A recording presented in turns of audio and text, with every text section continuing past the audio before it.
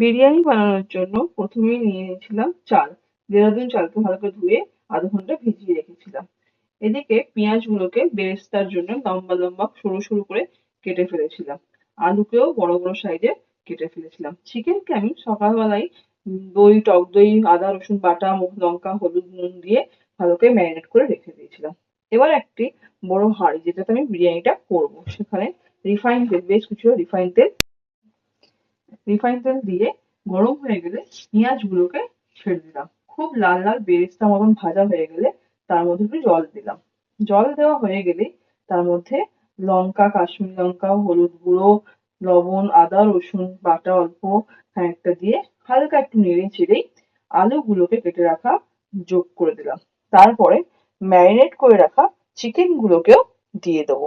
দেওয়ার পর বেশ কিছুক্ষণ নাড়িয়ে প্রয়োজন মতন জল দিয়ে দেবো, যাতে ওইটাতেই ফুটে উঠবে, ফুটে সেদ্ধ হয়ে যাবে চিকেন গুলো। 90% চিকেনটা সেদ্ধ হয়ে যাওয়ার পর তারপর ওটাতে আমি অ্যাড করব আমার যাবতীয় মশলা।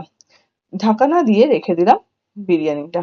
চলুন এদিকে এবার চালটাকে গরম সেদ্ধ হতে দেওয়া যাক। তার জন্য অন্য একটি হাঁড়িতে জল নিয়ে ফোটাতে থাকলাম। তার মধ্যে বেশ কিছু গোটা গরম মশলা, নুন, একটু চিনি দিয়ে দিলাম। এবার জলটা খুব ভালো হয়ে ফোটা অব্দি অপেক্ষা করলাম।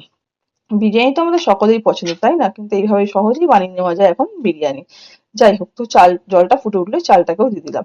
এদিকে দুধের মধ্যে হাফ কাপ দুধের মধ্যে আপনার গোলাপ জল, কেওড়া জল, মিঠা আতর কয়েক ফোঁটা দিয়ে আর একটু স্যাফরন বা জাফরন দিয়ে রেডি করে রাখলাম। ব্যাস, ভাতটা আমাদের 80 কি 90% হয়ে গেলে নামিয়ে ফেলেছিলাম। এদিকে সেইখানেই চিকেন আলুটা ভালো করে সেদ্ধ হয়ে গ্রেভিটাও কমে এসেছিল, সেই মধ্যেই দিয়ে দিয়েছিলাম চালটাকে, সেদ্ধ করা ভাতটাকে দিয়ে দিয়েছিলাম। তার মধ্যে দিলাম বিরিয়ানি মশলা, লেবুর রস, কাঁচা লঙ্কা গোটা চিড়ে দিয়ে দিয়েছিলাম, আর দিয়েছিলাম সেই দুধটাকে, স্যাফরনের দুধটাকে, আর অনেকটা ঘি দিয়েছিলাম। ব্যাস, আর কিছুটা গ্রেভি আমি তুলে রেখেছিলাম, ওটাকে ওপর থেকে দিয়ে দিলাম। তারপরে চাপা দিয়ে 30 মিনিট দমে বসিয়ে রেখেছিলাম। ব্যাস, রেডি আমাদের চিকেন বিরিয়ানি।